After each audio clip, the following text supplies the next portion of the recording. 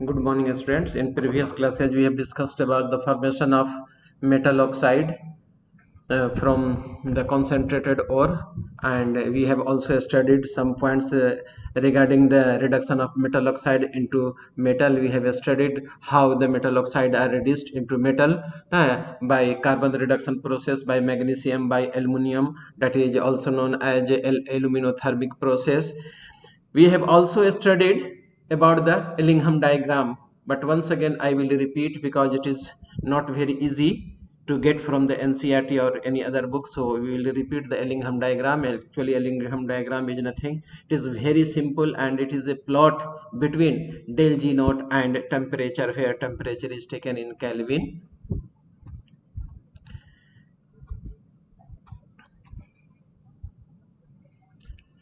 This diagram is used in pyrometallurgy using principle of thermodynamics, and in thermodynamics you have studied about the formula del G naught, which is equal to del H minus T del S, where del G is free energy change for the formation of metal oxide, and temperature is T is in Kelvin, and temperature del H is change in enthalpy, and del S is change in entropy.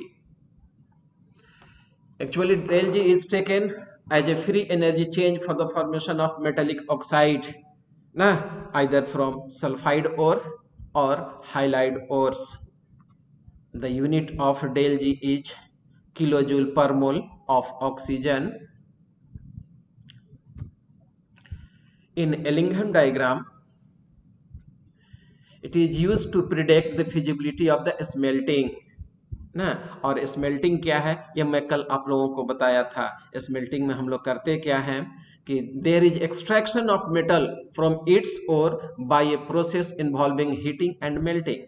हम लोग metal का जब extraction करते हैं, जिसमें heat करते हैं melt करा करके, तो पूरे इंटायर प्रोसेस को हम लोग कह देते हैं क्या, स्मेल्टिंग कह देते हैं। तो एलिंघम डायग्राम बताता है किस चीज के बारे में, फिजिबिलिटी ऑफ द स्मेल्टिंग के बारे में, कौन सा प्रोसेस, कौन सा रिएक्शन जो होगा फिजिबल होगा और कौन सा प्रोसेस फिजिबल नहीं होगा, इसके बारे में वो आइडिया आपको देता है।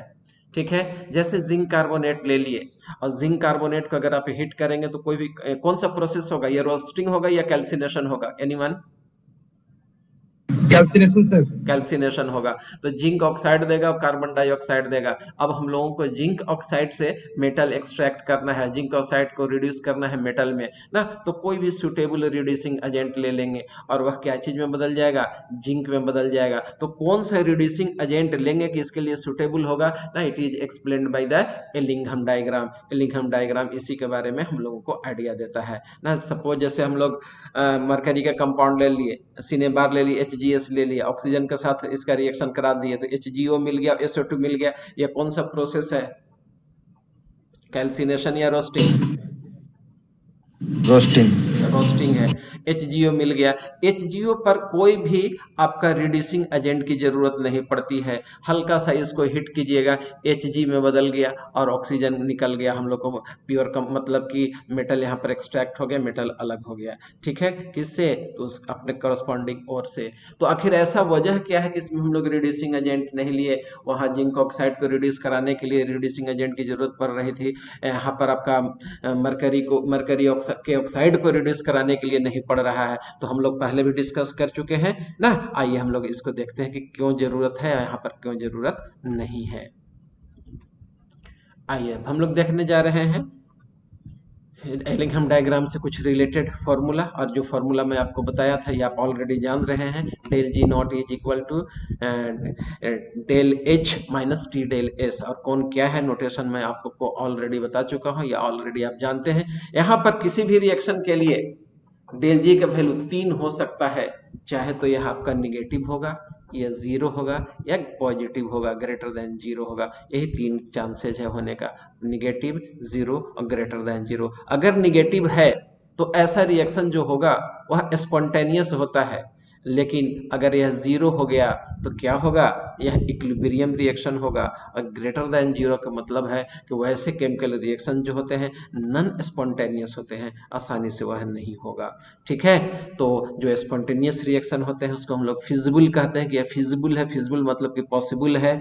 ठीक है, अब इसके लिए डेल जी के निगेटिव होने के लिए कुछ स्पेशल कंडीशंस है। ये कंडीशंस क्या क्या है, आइए इसको हम लोग देखते हैं। पहला कंडीशन है कि आपका डेल एच क्या होना चाहिए, निगेटिव होना चाहिए, और टी डेल एस का वैल्यू क्या होना चाहिए, पॉजिटिव होना चाहिए। तो देखिए यहाँ पर डेल जी निगेटिव होने के लिए क्या क्या कंडीशन, डेल एच अगर जनरली डेल एच जो होता है निगेटिव होता है, क्यों होता है कि आपका हम लोग यहाँ पर फॉर्मेशन ऑफ ऑक्साइड के लिए स्टडी कर रहे हैं ना, मेटल ऑक्साइड फॉर्म में हम लोग बनाते हैं, उसको कन्वर्ट कर देते हैं और को इसके बाद उसको रिड्यूस कराते हैं क्योंकि ये इजी होता है।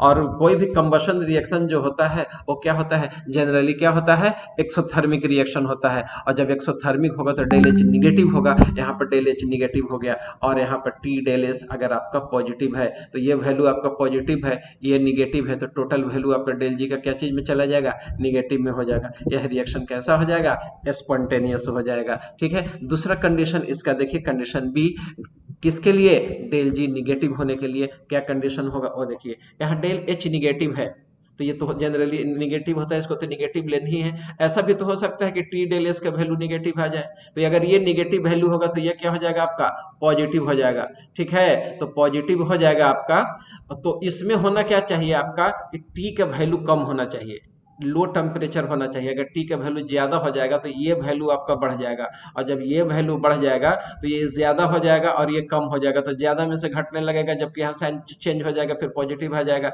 तब उस कंडीशन में क्या होगा, आपका रिएक्शन होबे नहीं करेगा, ये नॉन स्पॉन्टेनियस में बदल जाएगा। तो डेल जी को निगेटिव कराने के लिए अगर हम लोग डेल एच निगेटिव है और टी डेल एस अगर निगेटिव है तो del H should be larger ना than that of the value of the T del S, और यह कब होगा, एट लो टेम्परेचर पर ही पॉसिबल है ये ना, तो ये लो टेम्परेचर पर होगा। ठीक है, आइए अब हम लोग दूसरा कंडीशन देखते हैं, सी कंडीशन कि डेल जी और किस कंडीशन में निगेटिव हो सकता है। ठीक है, तो डेल जी निगेटिव होने के लिए आपका तीसरा कंडीशन ये है आपका कि डेल एच पॉजिटिव हो, जनरली पॉजिटिव होता नहीं है, रेयर केस में अगर हो गया, ठीक है, तो उस केस में टी डेल एस को भी पॉजिटिव होना पड़ेगा। तो ये वैल्यू आपका पॉजिटिव और ये वैल्यू आपका पॉजिटिव, ठीक है, तो उसमें होगा क्या, टेम्परेचर हाई होना चाहिए, क्या होना चाहिए, टेम्परेचर हाई होना चाहिए। जब टेम्परेचर हाई होगा तो ये वैल्यू ज्यादा हो जाएगा, और जब ये वैल्यू आपका ज्यादा हो जाएगा तो डेल जी क्या होगा, ऑटोमेटिक आपका निगेटिव में आने लगेगा। तो टी वेरी हाई होगा, जहां टी डेल एस क्या होगा, ग्रेटर देन डेल एच होना चाहिए। आइए अब हम लोग देखते हैं इसका यूनिट, बार बार आपको मैं रिकॉल करा रहा हूँ, किलो जूल पर मोल ऑफ द ऑक्सीजन में काउंट होता है ये। ठीक है, अब डेलिंघम डायग्राम में हम लोग प्लॉट देखते हैं मेनली ना, प्लॉट किसके किसके बीच में है, तो डेल जी वर्सेस टी के वर्सेस में है, रिस्पेक्ट में है, जहाँ टी टेम्परेचर है and it is taken in kelvin. ठीक है, सपोज कि कोई हम लोग का मेटल है, उसका ऑक्सीडेशन करा दिया, ठीक है, रोस्टिंग करा दी, ऑक्साइड में बदल गया, और जनरली फॉर्मेशन ऑफ ऑक्साइड जो होता है एक्सोथर्मिक रिएक्शन होता है, इसमें हीट एनर्जी रिलीज होती है और हीट एनर्जी आपका इसमें भी निकलेगा। ठीक है, अब यहाँ देखिए एम क्या है, सॉलिड है, ऑक्सीजन यहाँ गैस है, यहाँ पर मेटेलिक ऑक्साइड आपका सॉलिड हो गया। ठीक है, तो अब देखिए यहाँ पर डेल एस घट रहा है कि डेल एस बढ़ रहा है। चलो गौरव, आज तुम्हारा बर्थडे है लेकिन तुमसे ना पूछता हूँ, अमित ये क्या नाम है, अजीत, तुम बताओ यहाँ पर डेल एस पॉजिटिव होगा कि निगेटिव होगा इस रिएक्शन में, सब निगेटिव होगा, निगेटिव। फाइनली एंट्रोपी क्या हो रहा है, घट रहा है, शुरू में ऑक्सीजन इधर रिएक्टेंट में है तो ज्यादा है, निगेटिव हो जाएगा, बिल्कुल सही आंसर है आपका, वेल डन। ठीक है, तो आइए अब इसको हम लोग देखते हैं। जनरली आपका मेल्टिंग पॉइंट जो होता है किसका, मेटेलिक ऑक्साइड का, बहुत हाई होता है।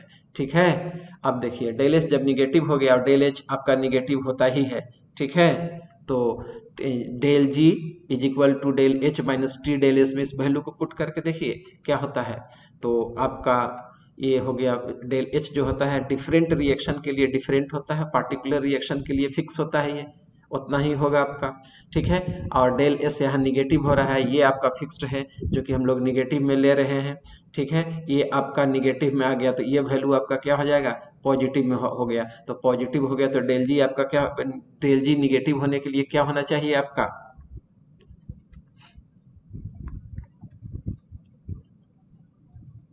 चलिए इसको देख लीजिए। तो यहाँ पर मैं डिस्कस कर रहा था ना, डेल जी हमको निगेटिव बनाना है, डेल एच फिक्स है जो कि आपका निगेटिव में है, ये हम लोग का निगेटिव में आ गया तो ये हम लोग का वैल्यू पॉजिटिव हो गया, मतलब कि ये वैल्यू हम लोग को हाई होना चाहिए। डेल एच अगर ज्यादा होगा तब ना आपका घटेगा भी, तो इसमें से निकलेगा तो डेल जी निगेटिव हो जाएगा। यही चीज यहाँ पर कहना चाह रहे हैं। ठीक है, तो आइए अब हम लोग देखते हैं प्लॉट की तरफ। ठीक है, प्लॉट क्या है, del G is equal to H ना प्लस टी डेल एस, यही ना हो जाएगा। जहां पर इसको हमको निगेटिव लेना है, ये हम लोग का निगेटिव ही होता है, और ये निगेटिव हुआ जिसकी वजह से ये क्या हो गया आपका पॉजिटिव हो गया। जब पॉजिटिव हो जाएगा तो देखिए y बराबर एम एक्स प्लस सी के फॉर्मेट में हो गया। ये y के जगह पर डेल जी है आपका, c के जगह पर आपका डेल एच हो गया। ठीक है, आपका x एक्सिस पर t हो गया। ठीक है, और m हो गया आपका स्लोप जो हो गया डेल एस m के बराबर हो गया। अब दोनों के बीच में आप प्लॉट ड्रॉप कर सकते हैं। ठीक है, डेल जी को y एक्सिस पर ले लीजिए और x एक्सिस पर t ले लीजिए, दोनों एक्सिस देखिए ड्रा हो गया।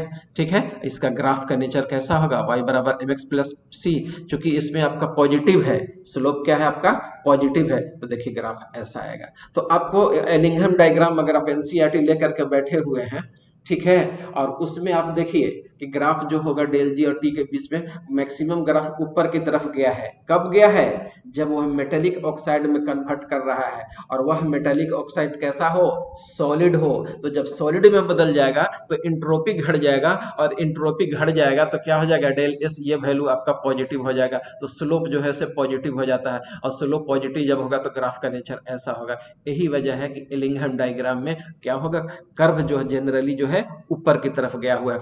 एनसीईआरटी निकालिए और वहां पर आप देखिए, है ये,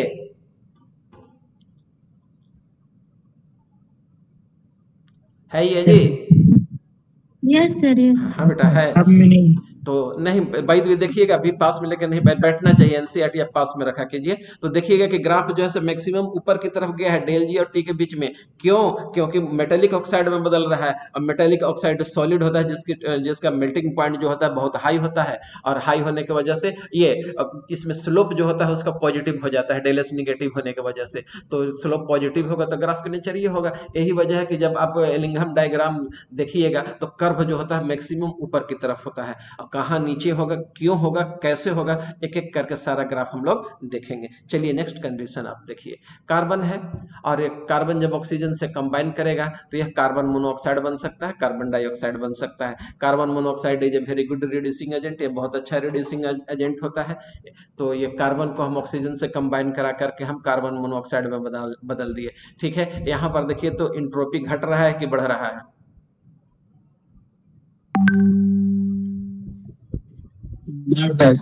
हाँ बेटा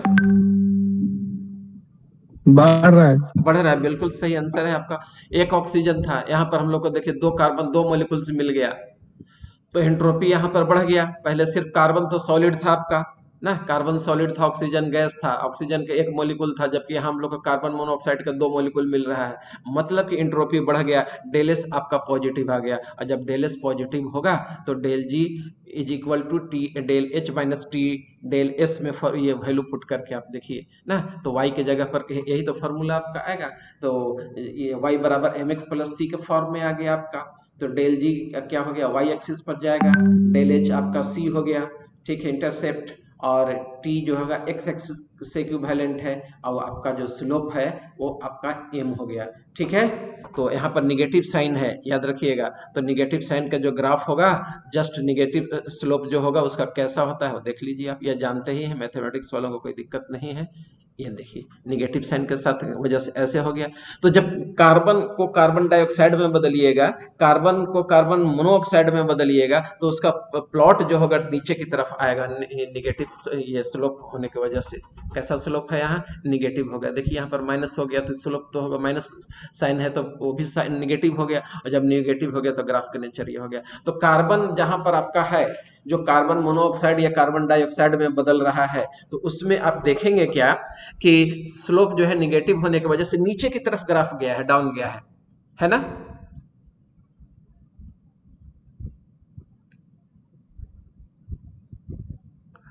ग्राफ नीचे की तरफ है, किन्हीं के पास है? एनसीईआरटी तो देखिए। है सर। हाँ होगा, एकदम होना ही चाहिए। तो ये माइंड में तो अब क्लियर हो गया ना कि ग्राफ जो है से किसी का नीचे है, किसी का ऊपर है, क्यों है? ये 2 पॉइंट क्लियर हुआ आपका?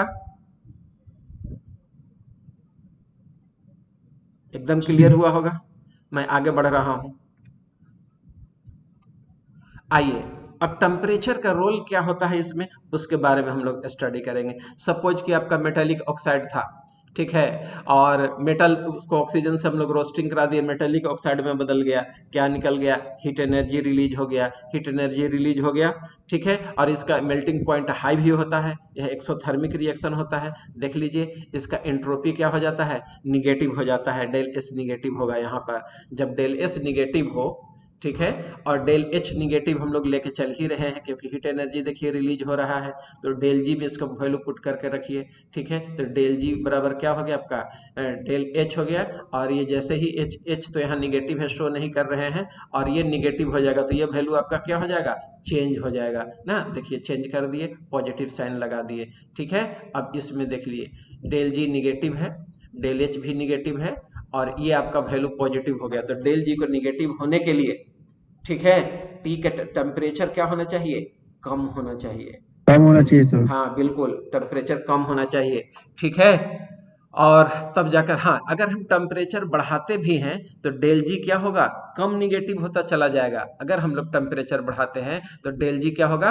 कम निगेटिव होता चला जाएगा, और ऐसा रिएक्शन क्या होगा? आपको अनस्टेबल होने लगेगा। लेस निगेटिव होने की वजह से क्या होगा?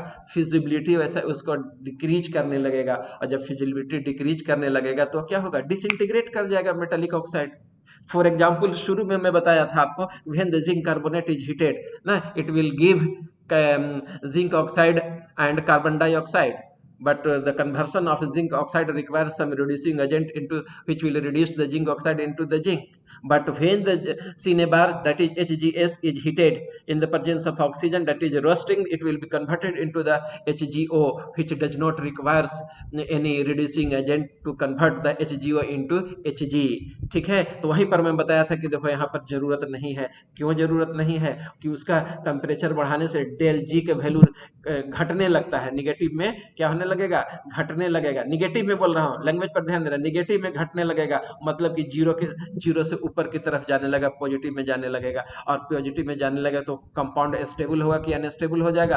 अनस्टेबल होने लगेगा, जिसके चलते यह फिजिबिलिटी उसकी डिक्रीज कर जाएगी, and finally it will be dissociated into Hg and oxygen. Clear है? तो ग्राफ एनसीईआरटी जिनके पास होगा वो निकाल करके देख लीजिए, जहां पर मरकरी आता है, ग्राफ जो होता है एकदम ऊपर की तरफ चला जाता है, बहुत बहुत ज्यादा जीरो क्रॉस कर जाता है उसका। तो क्यों मरकरी ऑक्साइड को रिड्यूस कराने के लिए, मरकरी ऑक्साइड को रिड्यूस कराने के लिए रिड्यूसिंग एजेंट की जरूरत नहीं है, क्योंकि उसके ऑक्साइड जब बनता है तो उसमें टेम्परेचर बढ़ाने से डेल जी जो है कम निगेटिव होने लगता है, जिसके चलते फिजिबिलिटी उसकी डिक्रीज कर जाती है, and finally it will be dissociated into mercury and oxygen will be removed out, escaped out. चलिए अब देखिए, आप नेक्स्ट पॉइंट देखिए, फिजिबिलिटी डिक्रीज किया था उसका मैं पढ़ा चुका हूं आपको, ठीक है। तो जब फिजिबिलिटी डिक्रीज कर गई तो जो मेटालिक ऑक्साइड था वो मेटल में बदल गया और ऑक्सीजन अलग हो गया, ठीक है। But it requires more temperature, hence more cost. लेकिन उतना टेम्परेचर देने के लिए क्या चाहिए? ज्यादा से ज्यादा टेम्परेचर चाहिए, और जिसको ज्यादा टेम्परेचर दीजिएगा उस सिस्टम को, तो क्या होगा? आपको क्या देने की जरूरत पड़ जाएगी? ज्यादा से ज्यादा कॉस्ट लग जाएगा, आपको एनर्जी ज्यादा कंजम्पशन होगा, तो कॉस्टली हो जाएगा। जब कॉस्टली हो जाएगा तो आपको एक्सट्रैक्शन का कोई मतलब नहीं है। तब हम लोग यूज करते हैं एलिंघम डायग्राम से कि किस मेटालिक ऑक्साइड को रिड्यूस करने के लिए कौन सा रिड्यूसिंग एजेंट सुटेबल है, यही हम लोग को ये एलिंघम डायग्राम बताता है, ठीक है। दैट मीन्स इतना ही, metallic oxide on heating will dissociated into metal and oxygen without any reducing agent, ये तो मैं बता ही दिया आपको। अब आइए ग्राफ में, आप देखिएगा कि सडन ट्रांजिशन आया है ग्राफ में, ऊपर बढ़ा हुआ अचानक पूरा ग्राफ बढ़ गया है, देखेंगे उसमें ग्राफ में। देखिए जैसे जिंक के केस में देखिए, इसके बाद आपको एल्युमिनियम के केस में मिलेगा, ऐसा 2 जगह ग्राफ में मिलेगा। तो जब ग्राफ में मिलेगा तो उसमें देखिएगा कि ग्राफ ऐसे बढ़ा है, बढ़ने के बाद सीधे ऊपर की तरफ चला गया है। ऐसा क्यों है? आइए इसको हम लोग डिस्कस करते हैं। तो सबसे पहले तो ग्राफ प्लॉट करता हूं मैं। जिंक का ग्राफ आपके सामने है, और एल्युमिनियम का भी देख लीजिए, और मैग्नीशियम में तो पूरा है ना, मैग्नीशियम नीचे है, एल्युमिनियम को भी पछाड़ते हुए आगे निकल जाता है। ऐसा क्यों है, आइए हम लोग इस पर चर्चा करते हैं। हाँ, एक चीज और, इसमें जो ये टेम्परेचर यहाँ पर जो देख रहे हैं, इसको हम लोग क्रॉस ओवर टेम्परेचर कहते हैं।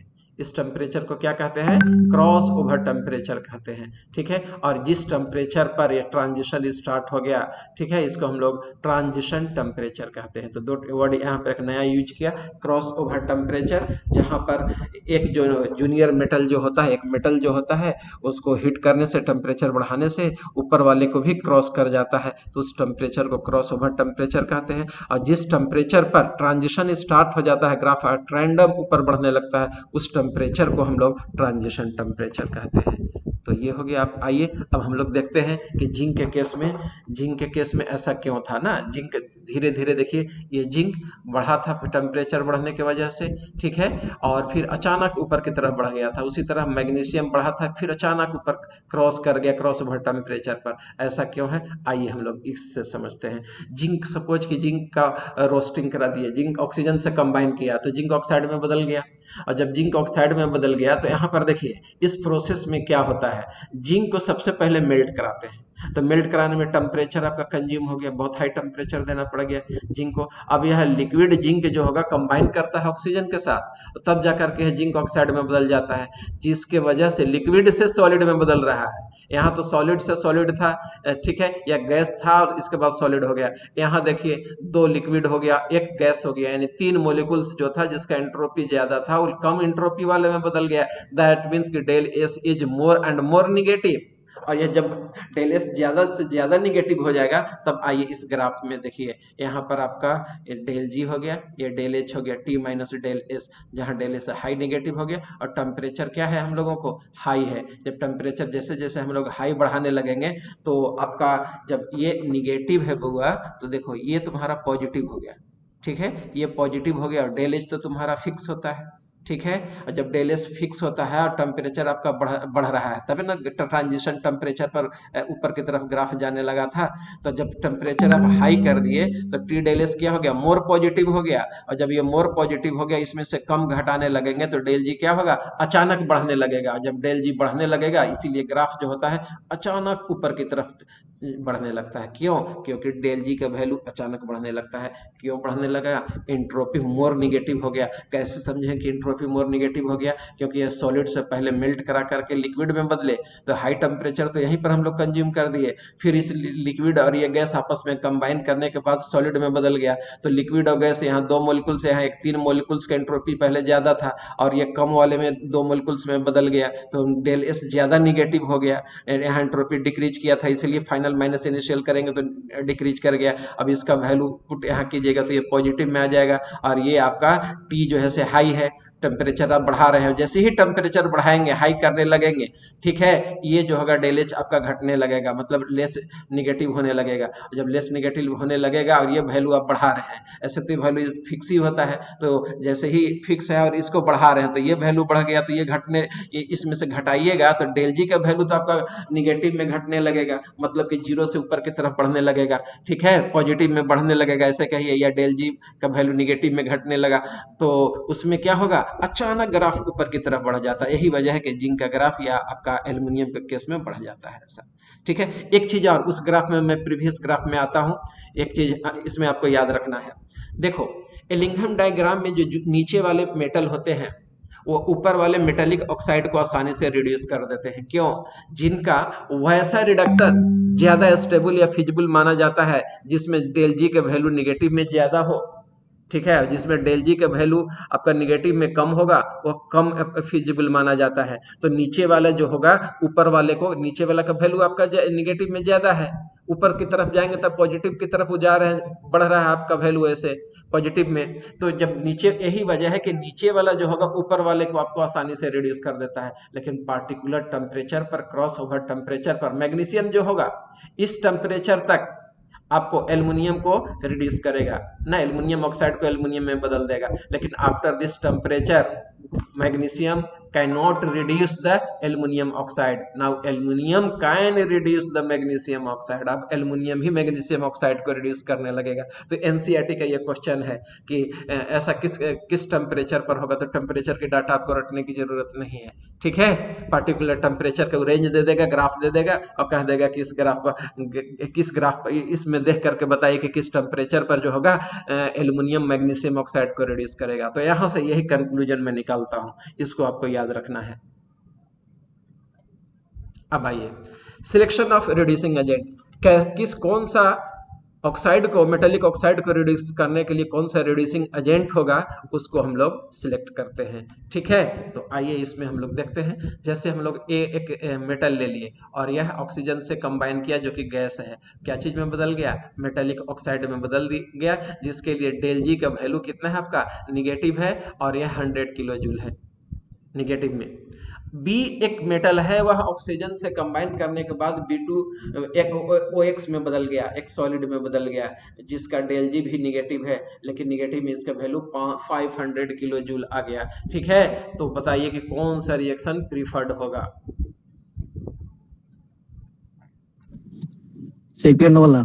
हाँ सेकेंड वाला। देखिए जो ब्लिंक कर रहा है वही प्रीफर्ड होगा, ब्लिंकिंग करके दिखला दिया वहां पर, preferred as its del G is more negative. यह डेल जी इसका क्या है, ज्यादा निगेटिव में है, तो जिसका वैल्यू निगेटिव में ज्यादा होगा वो ज्यादा फिजिबल होता है, ठीक है। तो इसमें ये क्या कहा जाता है।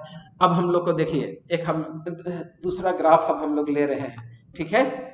तो इसमें तो ये पकड़ लीजिएगा कौन सा रिड्यूसिंग एजेंट कब यूज होगा, ये पकड़ा जाएगा इसी से। जिसके लिए डेल जी का वैल्यू निगेटिव में ज्यादा अगर है, वह ज्यादा रिड्यूसिंग एजेंट होगा, स्ट्रॉन्ग रिड्यूसिंग एजेंट होगा।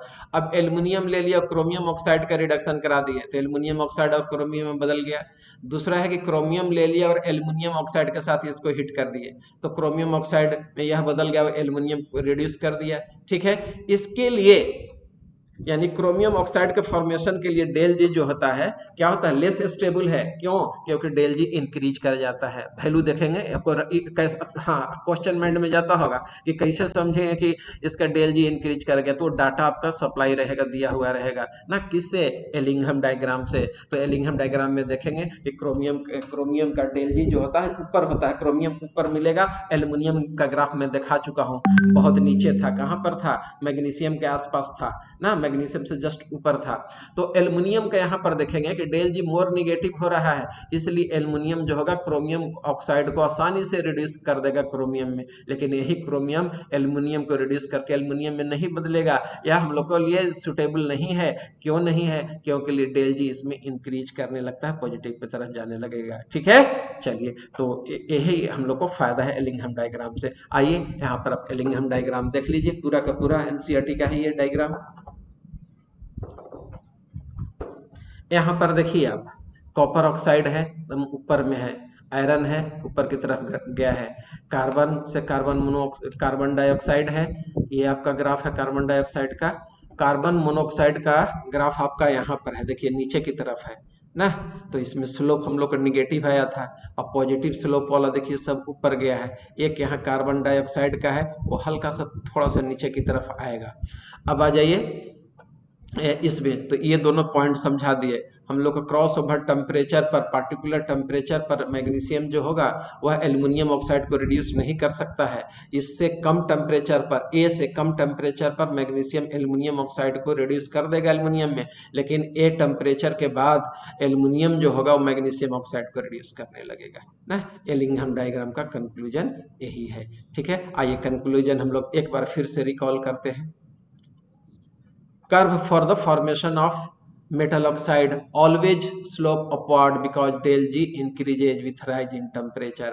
जो कर्व है इसका एलिंघम डायग्राम का, वह ऊपर की तरफ अपवर्ड डायरेक्शन में है।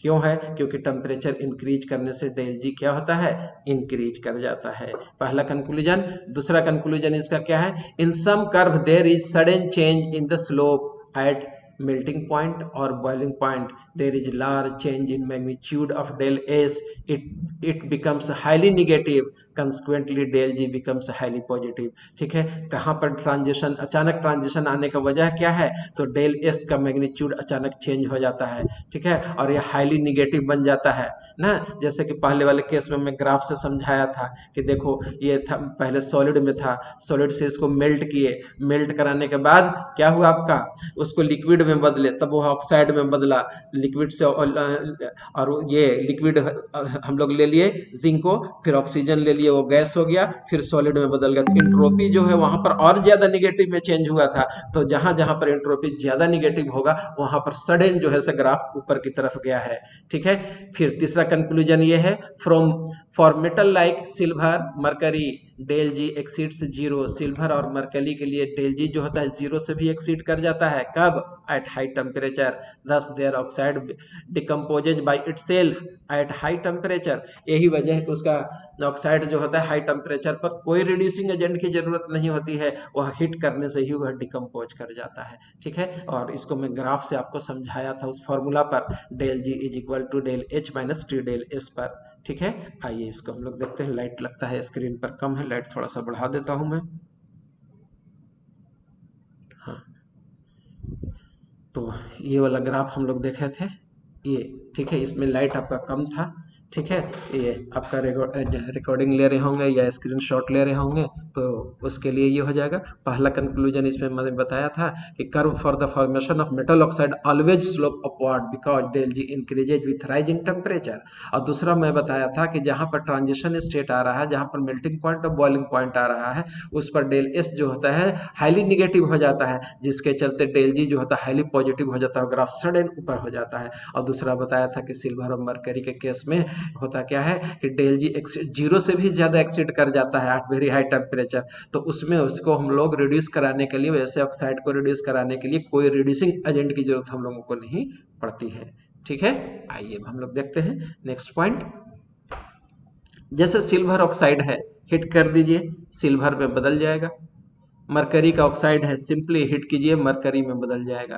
ठीक है, अब एक और पॉइंट आपका कंक्लूजन का छूट रहा है, चौथा, वो क्या था, curve for the formation of carbon monoxide shows downward trend because del S increases during the reaction, hence del G becomes more negative with rise in temperature. Carbon monoxide के फॉर्मेशन में बताया था कि वहां पर क्या हो जाता है, डेल एस एंट्रोपी इंक्रीज कर जाता है, और एंट्रोपी इंक्रीज करने से डेल जी क्या हो जाता है, और ज्यादा निगेटिव हो जाता है, इसलिए ग्राफ नीचे की तरफ आ गया था। ये मैं बता चुका हूँ, डिस्कस कर चुका हूँ, सिर्फ यहाँ पर कंक्लूड कर रहा हूं मैं। ठीक है, पांचवा कंक्लूजन आपका है, metal oxide at lower temperature is more stable than the metal oxide with higher higher del G. जिसके लिए वैसे मेटेलिक ऑक्साइड जिसके लिए डेल जी का वैल्यू क्या हो, कम हो, यानी निगेटिव में ज्यादा हो, यानी कम हो, ठीक है, तो वह ज्यादा स्टेबल होगा। और वैसे मेटालिक ऑक्साइड जिनके लिए डेल जी का वैल्यू हाई होता है, ठीक है, तो वह क्या होगा, कम स्टेबल होगा। और मैं आपको बता चुका हूं, वहां पर जहां क्रॉस ओवर और ट्रांजिशन टेम्परेचर पढ़ाया था, वहां पर आपको बताया था कि lower element can reduce the oxides of the element which are above to it in the Ellingham diagram. Singham diagram मत सुनना जी, एलिंघम डायग्राम बोल रहा हूं मैं। एम्फेसिस पर दीजिए, lower elements can reduce the oxides of the element which are above to it in the ED, मतलब Ellingham diagram, not Ellingham, not Singham, it is Ellingham. आइए, लिमिटेशन है एलिंघम डायग्राम का कुछ ना कुछ, तो लिमिटेशन में किससे पूछ लूं, अनुराग ठाकुर से। अनुराग चलो तुम बताओ एलिंघम डायग्राम का क्या लिमिटेशन है।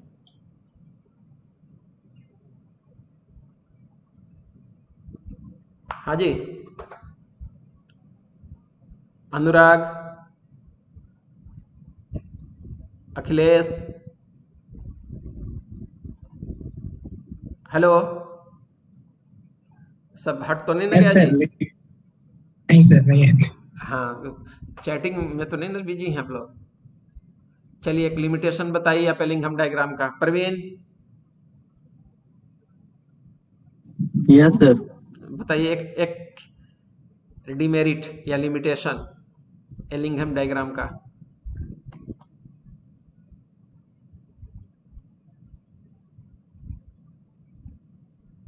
देखिए कौन सा रिएक्शन फास्ट होगा, कौन सा रिएक्शन स्लो होगा, इससे कुछ पता चलता है लिंघम डायग्राम से?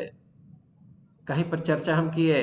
नहीं किए। सबसे बड़ा डिमेरिट इसका, हाँ सबसे बड़ा डिमेरिट यही हो गया इसका, it does not take kinetic of the reduction, how fast और how slow will be the rate of the reaction, it is not explained ना, it is only applicable to equilibrium, और यह इक्विलिब्रियम तक ही limit है। यही दो point इसका main है, ठीक है, लिमिटेशन है लिंघम डायग्राम का, जो कि मेजर है। आइए अब हम लोग देखते हैं टाइप्स ऑफ मेटलर्जी। तो पिछले क्लासेज में एक वर्ड आया था आपको पायरोमेटलर्जी, तो वहीं पर मैं आपसे वादा किया था कि हाँ जी टाइप्स ऑफ मेटलर्जी मैं अलग से पढ़ाऊंगा ना। मेटलर्जी को हम लोग थ्री कैटेगरी में क्लासिफाई कर देते हैं। मेटलर्जी तीन तरह का होता है, पहला है पायरोमेटलर्जी, दूसरा है हाइड्रोमेटलर्जी, और तीसरा है इलेक्ट्रोमेटलर्जी ना। वन बाय वन करके इसको हम लोग अब देखेंगे, ठीक है, पायरोमेटलर्जी, हाइड्रोमेटलर्जी और इलेक्ट्रोमेटलर्जी, ठीक है। देखिए पायरोमेटलर्जी वर्ड आया है पायरो से, और पायरो का मतलब होता है हीट, ठीक है। तो हीट के प्रेजेंस में जो हम लोग सुटेबल रिड्यूसिंग एजेंट ले लिए, हीट कर दिए, तो मेटेलिक ऑक्साइड अगर मेटल में बदल गया तो उसको हम लोग पायरोमेटलर्जी कहते हैं। वर्ड क्लियर हो गया? पायरोमेटलर्जी, पायरोमेटलर्जी क्लियर हो गया जी? हाँ, तुम लोग का क्लास कितने बजे से है जी? Good morning sir. Good morning. Class कितने बजे से है आपका सर? हाँ?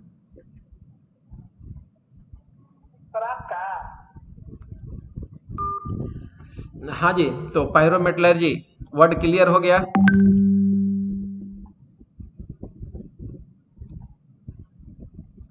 बोलो, तुम लोग कुछ बोल नहीं रहा है। Yes sir. चलिए ठीक है, बोलना है, जगह रहना है, सोना नहीं है। और नींद आने लगे तो बोलना सर नींद आ रही है। हाइड्रोमेटलर्जी, हाइड्रोमेटलर्जी क्या है?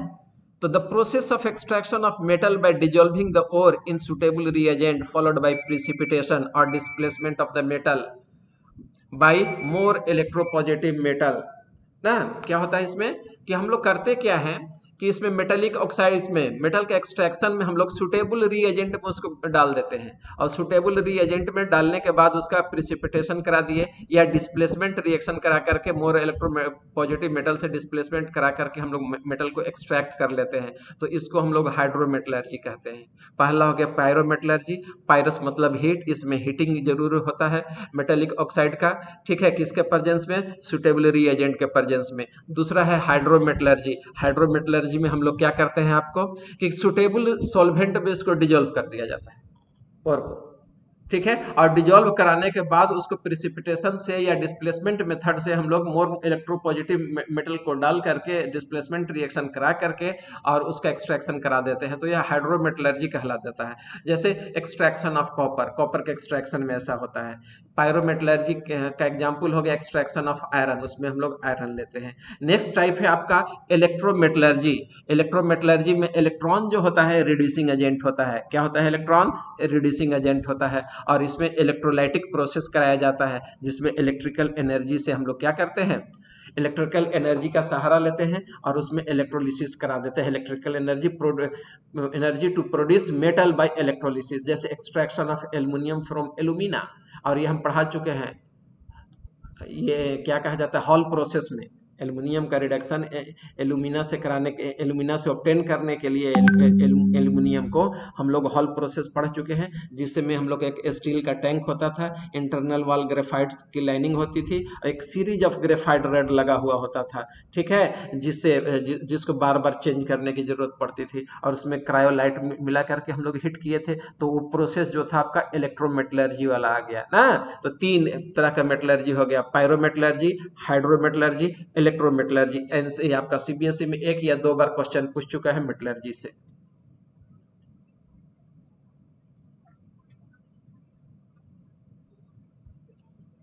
आइए अब हम कल चर्चा किए थे फ्लक्स, सिर्फ आज रिकॉल करा देता हूं। फ्लक्स क्या है, किससे पूछ लूं? अमित, अमृतांश। Yes sir. हाँ, फ्लक्स क्या है बताइए, कल पढ़ाया था।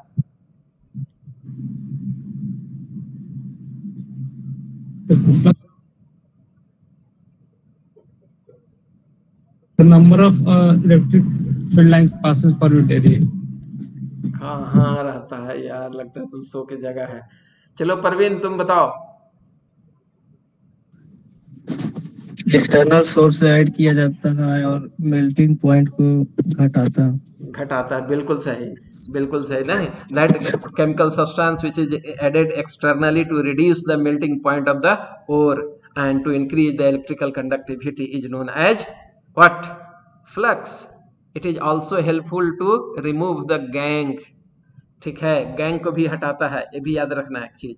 तो गैंग प्लस फ्लक्स दोनों को मिला दो तो एक नया वर्ड बनता है जिसे हम लोग कहते हैं स्लैग ना। नोट कर लो कहीं पर, flux plus gangue, flux plus gangue gives slag, SLAG, slag. ठीक है, that substances which reduces the melting point of metallic ore. हाँ हेलो, हाँ गुड, मैं भी क्लास में हूँ, बाद में बात करो।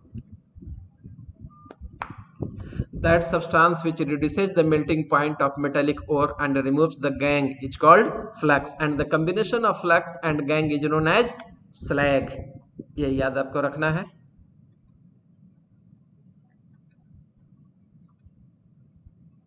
चलिए, फ्लक्स आपका तीन तरह का हो गया, एसिडिक फ्लक्स, बेसिक फ्लक्स और न्यूट्रल फ्लक्स। तीनों का एग्जाम्पल कल मैं बताया था, लेकिन ऑन रिकॉर्ड भी होना जरूरी है। स्लाइड पर ले आया हूं इसको, ठीक है, तीनों देख लीजिए। Acidic flux SiO2, basic flux calcium oxide हो गया, कैल्शियम फ्लोराइड न्यूट्रल हो गया।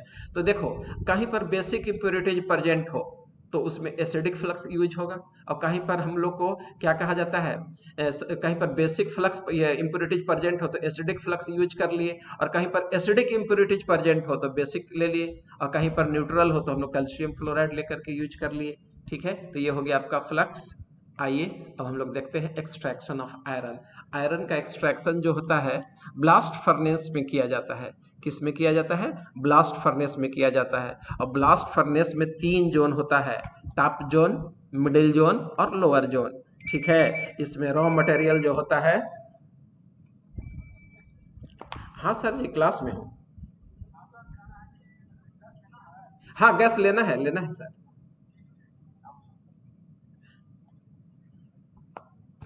हाँ जी, तो इसमें रॉ मटेरियल देख लीजिए, एक तो हेमाटाइट ओर हो गया, ठीक है, दूसरा हम लोग कोक या चारकोल ले लिए, हॉट एयर ले लिए और लाइम स्टोन। इतना रॉ मटेरियल इसमें यूज होता है। ठीक है, अब देखिए ये आपका ब्लास्ट फर्नेस हो गया। ठीक है, ब्लास्ट फर्नेस में 3 जोन होता है, ये लोअर जोन हो गया, ये मिडिल जोन हो गया, ये टॉप जोन हो गया।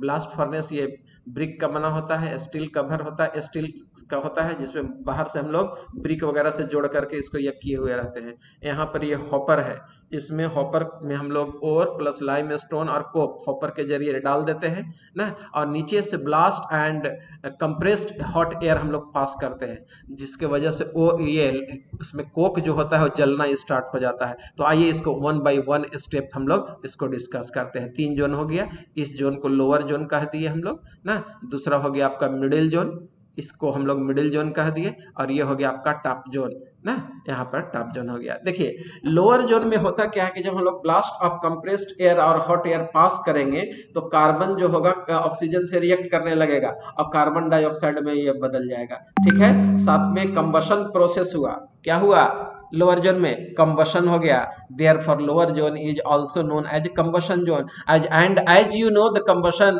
is exothermic process in which a lot of heat energy will be released, that is why the temperature of this zone is very high. यही वजह है कि इस जोन में टेम्परेचर बहुत ज्यादा होता है लोअर जोन में। ठीक है, 2170 केल्विन के आसपास है। ठीक है, और जैसे जैसे यह ऊपर की तरफ जाएगा तो मिडिल जोन में जो क्या होता है वहां पर आपका, तो मिडिल जोन में आपका वहां कैल्शियम कार्बोनेट प्रेजेंट है, और कैल्शियम कार्बोनेट जो होगा डिकम्पोज कर जाता है किसमें? कैल्शियम ऑक्साइड में और कार्बन डाइऑक्साइड में। और decomposition of calcium carbonate is exothermic और इंडोथर्मिक।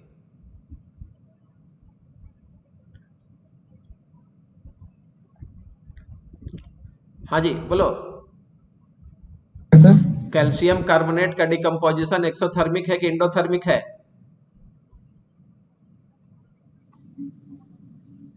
एक्सोथर्मिक। 10 में पढ़ना था, भूल गए। एंडोथर्मिक सर, एंडोथर्मिक होता है। हाँ बिल्कुल इंडोथर्मिक होगा। तो इंडोथर्मिक होने से देखो इस जोन का टेम्परेचर घटा हुआ है 1270 केल्विन के आसपास है, ठीक है। और फिर होता क्या है देखो, रिएक्शन देखते चलो step by step. Carbon oxygen से कंबाइन करके कार्बन डाइऑक्साइड बना दिया, हीट एनर्जी रिलीज हो गई। Since in this zone combustion takes place, therefore this zone is also regarded as combustion zone and temperature of this zone is very high. Middle zone में देखो calcium carbonate जो होगा वो तुमको disintegrate कर गया, किस में, कैल्शियम ऑक्साइड में और कार्बन डाइऑक्साइड में। यहाँ पर कैल्शियम ऑक्साइड फ्लक्स का काम करेगा और सिलिकॉन ऑक्साइड जो इम्प्योरिटीज प्रेजेंट है हेमाटाइट ओर में, उससे कंबाइन करने के बाद कैल्शियम सिलिकेट में बदल गया जो कि स्लैग है, यह रिमूव हो गया इम्प्योरिटीज के फॉर्म में, ठीक है। टॉप जोन में देखो कार्बन, हाँ जो कार्बन डाइऑक्साइड नीचे बना था या मिडिल जोन में बना था, यह राइज करते हुए ऊपर चला जाएगा और ऊपर जाने के बाद यह कार्बन रिमेनिंग कोक से कंबाइन करके कार्बन मोनोऑक्साइड में बदल जाएगा। And carbon monoxide is a strong reducing agent, it will reduce the iron oxide into iron, और इस तरह से आयरन बन गया। हाँ जी बोलिए, बोलो। तो यहां पर आप देख रहे थे ये, ठीक है। अब आइए आप देखिए टॉप जोन और लोअर जोन और मिडिल जोन का दूसरा नाम कंबशन जोन हो गया, किसका, लोअर जोन का। क्यों कंबशन जोन कह दिए, क्योंकि यहाँ कंबशन हुआ था। मिडिल जोन में क्या हुआ, स्लैग का फॉर्मेशन हो गया, इसलिए इस जोन का नाम स्लैग फॉर्मिंग जोन भी है, ठीक है। आइए टॉप जोन में क्या हो रहा है, रिडक्शन हो रहा है, किसका, मेटेलिक ऑक्साइड इनटू मेटल, इसीलिए इसका नाम हो गया आपका रिडक्शन जोन, ठीक है। तो ये हो गया आपका आयरन का एक्सट्रैक्शन, डिफरेंट जोन में होने वाले रिएक्शंस। इससे कोई माइंड में क्वेश्चन आ रहा है तो पूछिए, नहीं तो आगे बढ़ता हूं। हाँ जी बोलो, आगे बढ़े। चलो देखो, सेवरल ब्लास्ट फर्नेसेज है, एक कंपनी का ये फोटो लिया हुआ है, ठीक है। टाइम हो गया सर। हाँ टाइम हो गया, 2-3 मिनट अभी वेट करो, अभी 3 मिनट बचा हुआ है। तो ये देख लो ब्लास्ट फर्नेस है, नया नहीं पढ़ाऊंगा, खाली फोटो देख लो। लिक्विड आयरन निकल रहा है बन करके फैक्ट्री से ना, ये नाला टाइप का है, इससे फ्लो करके निकल रहा है ये लिक्विड आयरन। अब आ जाइए आयरन स्लैग, आयरन का स्लैग जो है कैसे निकलता है वो देखिए, ठीक है। ये स्लैग अलग हो रहा है आपका नीचे लोअर जोन से, ब्लास्ट फर्नेस हो गया ना, और स्लैग निकालने के लिए यही बना हुआ होता है, इसी से निकालते हैं, ठीक है। तो उसमें आपको मैं दिखा दिया कि स्लैग कैसे निकलता है।